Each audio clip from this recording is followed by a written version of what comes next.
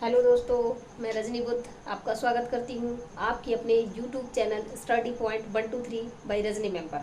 तो देखिए दोस्तों, हम कक्षा 11वीं की पीसीएमबी की कंटिन्यू क्लासेस कर रहे हैं और इससे पहले कि हमने 4 क्लासेस कंप्लीट कर ली है, आज हमें 5 क्लासेस पढ़नी है जिसमें 21.1 के क्वेश्चन नंबर 7 से क्वेश्चन होना है।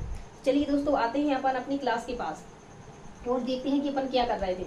तो हमारे यहाँ पे क्वेश्चन नंबर 7 है कि किसी समांतर श्रेणी का 12वां पद 5वें पद से 14 अधिक है और उनका योगफल इनका यानी 5वें और 12वें पद का जो योगफल है वो 36 है। तो श्रेणी का प्रथम एक तथा सर्वांतर ज्ञात कीजिए। तो देखिए, हम यहाँ पे लिखेंगे क्वेश्चन नंबर 7। क्या लिखेंगे? क्वेश्चन नंबर 7 और इसमें लिखेंगे दिया गया है। क्या दिया गया है? दिया गया है। तो देखिए, हमें क्या दिया गया है? तो किसी श्रेणी का 12वां पद कैसे लिखेंगे? A12 12वां पद जो है 5वें पद से, यदि 12 में से 5वां पद घटा दिया जाए तो कितना अधिक है? 14 अधिक है।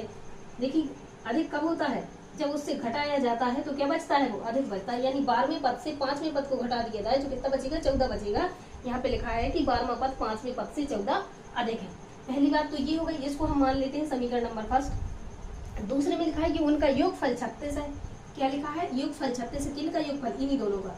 यानी 12वें पद को और 5वें पद को जोड़ दिया जाए तो हमारा आंसर क्या आता है? 36 आता है।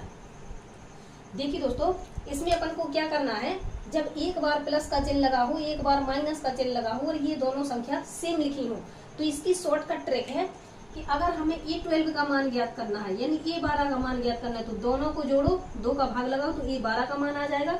और देखिए, इसमें माइनस लगा है, ये छोटी संख्या है तो हमें छोटी संख्या का मान निकालने के लिए बड़े में से छोटी को घटा के 2 का भाग लगाना है।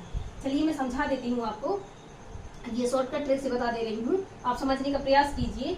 ये देखिए, यहाँ पे ये 12 पहले वाला है क्योंकि यहाँ पे भी ये प्लस का है, यहाँ पे भी ये प्लस का है और यहाँ पे भी प्लस का है। तो जब प्लस वाली संख्या निकालना है तो इन दोनों को जोड़ करके वो 2 का भाग लगाना है। जैसे 6 4 10 को औसुन हसलाई 1 3 और 1 4 और 1 हसल की 5। तो इसमें लगाया हमने 2 का भाग तो कितना आ गया? 25। यानी जो हमारा 12वां पद है वो 25 है। अब हमें इसी प्रकार से हमें निकालना है A5 यानी 5वां पद। तो 5वां पद देखिए, यहाँ तो प्लस लगा है लेकिन यहाँ माइनस लगा है। जिसमें भी माइनस लगा हो इसमें से क्या करना है? देखिए, हमें 36 में से 14 को घटाना है। तो 36 में से 14 को घटाना है तो हम क्या करेंगे? 6 में से 4 घटाएंगे तो क्या बचेगा? 2। और 3 में से 1 घटाएंगे तो भी क्या बचेगा? 2। और इस बार हमें भी 2 से भाग लगाना है, इसका मतलब क्या जाएगा? 11। तो घटाने वाला सिस्टम किसमें करना है? जिसमें माइनस का चिन्ह लगा हो। प्लस वाला सिस्टम किसमें करना है? जिसमें दोनों में प्लस लगा हो। यदि दोनों में से एक में से भी माइनस लगा हो तो फिर हमें घटा के लिखना है। तो यहाँ पे आ गया हमारे 12वें पद का मान और यहाँ पे आ गया हमारे 5वें पद का मान। अब हमसे इसमें पूछा क्या गया है? अच्छा, दिया गया तो हमने लिखा ही नहीं है। दिया गया में और क्या कहा गया था? अंतिम पद और उनका योगफल इतना है। तो श्रेणी का प्रथम पद और सर्वांतर, यानी ये हो गया था हमारा समीकरण नंबर दूसरा। और यहाँ पे देखिए कि हमें प्रथम पद यानी A की वैल्यू भी ज्ञात करनी है और D का मान भी ज्ञात करना है। अब देखिए, चलते हैं हम A के पास। तो यहाँ से देखिए आप कि हमें 12वें पद का मान पता चल गया है कि 25 है। तो देखिए, 12वें पद का फॉर्मूला क्या बनेगा?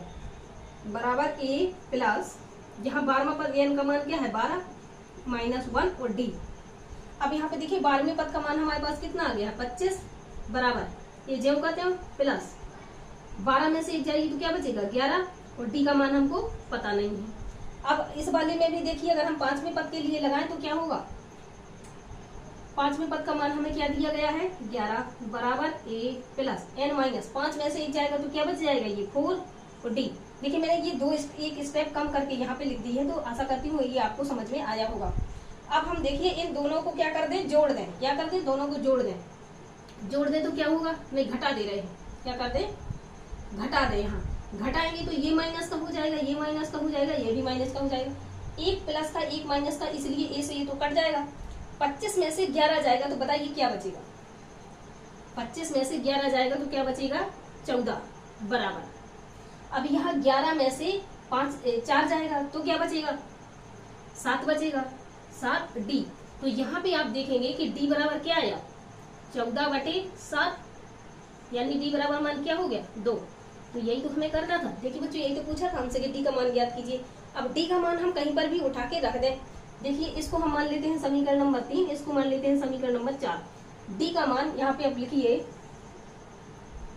D का मान समीकरण 3 में रखने पर, तो देखिए हम क्या करेंगे, डी का मान उठा के समीकरण 3 में रख देंगे। तो क्या लिखा है 25 बराबर डी का मान क्या है, डी सॉरी ये ए है, ए प्लस 11D। तो यहाँ देखिए ये हो गया 25 बराबर ए ज्यों कहते हो, और ये लिखा है 11 और डी का मान क्या आया है 2। तो यहाँ देखिए हो जाएगा 25 बराबर ए प्लस 11 दूनी 22। ये 22 इस साइड आएगा तो क्या हो जाएगा 25 माइनस 22 बराबर ए, और 25 में से 22 जाएगा तो क्या बचेगा 3 बराबर ए।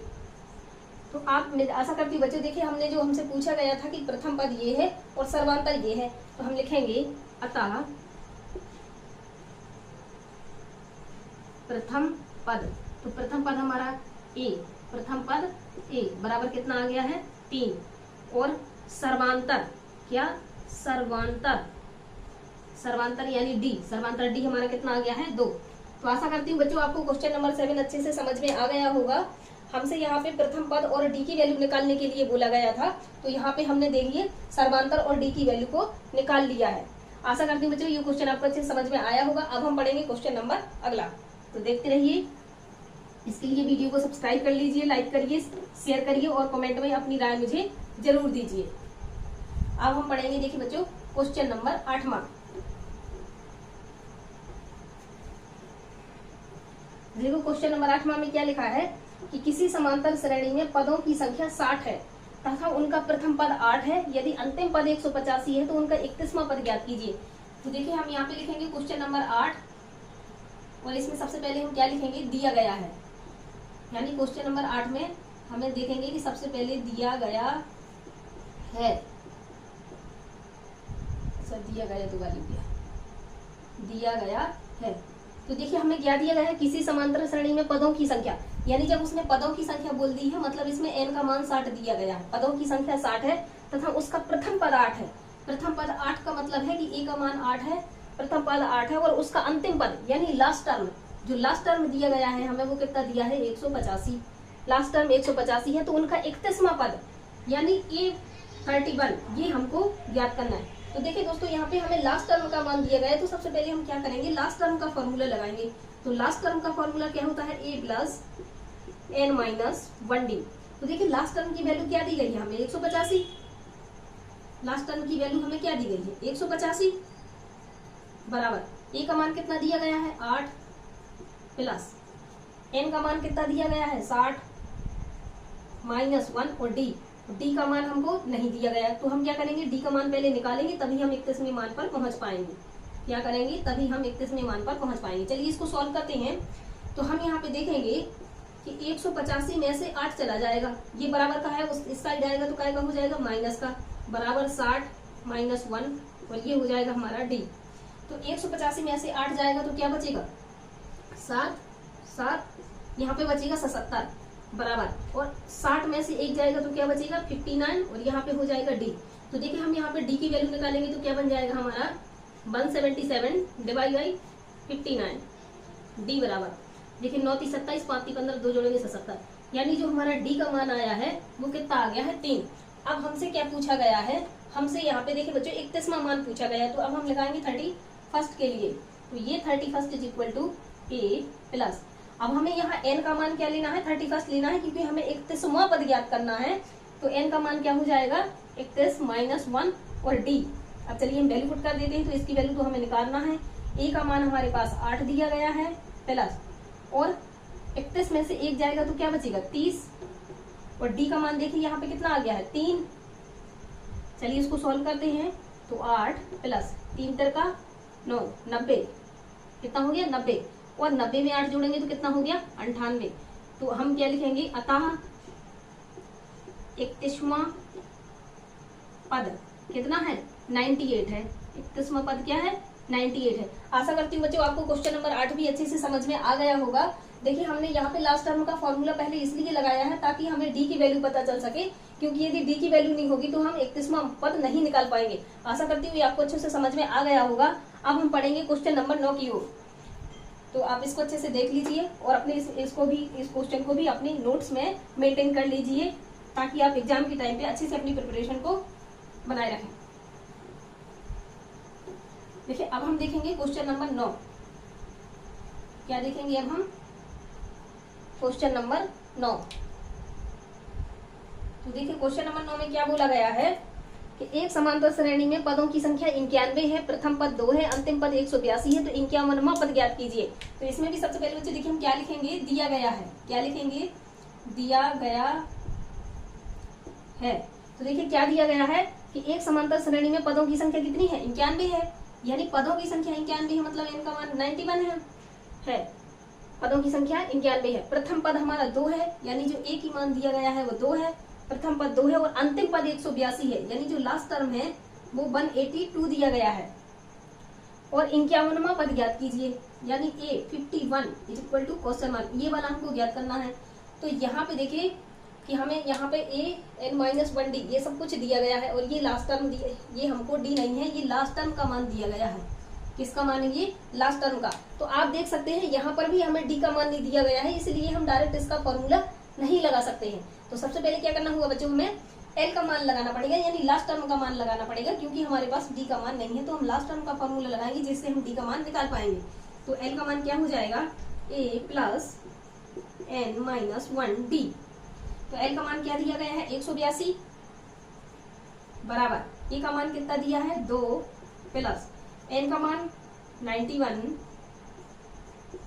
और d का मान हमें पता नहीं है। अब देखिए यहाँ पे जैसे ही हम 182 लिखेंगे और ये इस साइड आएगा तो काय का हो जाएगा? माइनस का, बराबर 91 में से 1 चला जाएगा तो क्या बचेगा? 90 गुणा में d। इसमें से घटाएंगे तो क्या बचेगा? 180 बराबर 90 गुणा में d। अब हम देखेंगे कि d बराबर क्या हो जाएगा? 180 गुणा में 90, तो d का मान हमारे पास निकल के क्या है? 0 9 दूनी 18। d का मान निकल के हमारे पास क्या आ गया? 2। अब हमें तो निकालना था 51वां पद, तो चलिए 51वें पद के लिए सॉल्व कर लेते हैं। तो 51वां पद के लिए फॉर्मूला क्या बनेगा? a 51 बराबर a प्लस, अब देखिए हमने यहाँ n लिखते थे, लेकिन यहाँ n का मान हमको पता चल गया है कितना है? 51 माइनस 1 और d। अब देखिए इसकी तो हमें वैल्यू फाइंड करना है। a का मान पर हमें पता है कि a का मान हमारा 2 है, प्लस 51 में से 1 जाएगा तो क्या बचेगा? 50, और d का मान हमारे पास निकल के कितना आ गया है? 2। तो आप देखेंगे यहाँ पे कि 2 प्लस 50 दूनी 100, और 100 में 2 जोड़ेंगे तो कितना हो जाएगा? 102। तो अब हम देखेंगे कि जो हमारा 51वां पद है, तो देखिए यहाँ पे अतः 51वां पद, तो 51वां पद क्या हो गया हमारा? ये निकल के आया 102। तो आशा करती हूँ बच्चों आपको क्वेश्चन नंबर 9 भी अच्छे से समझ में आ गया होगा, और इसमें अगर आपको कहीं दिक्कत जाती है तो मुझे कमेंट में जरूर बताएं। इस प्रकार से हमने अपने 1 से 3 क्वेश्चनों को यानी 21.1 को कंप्लीट कर लिया है।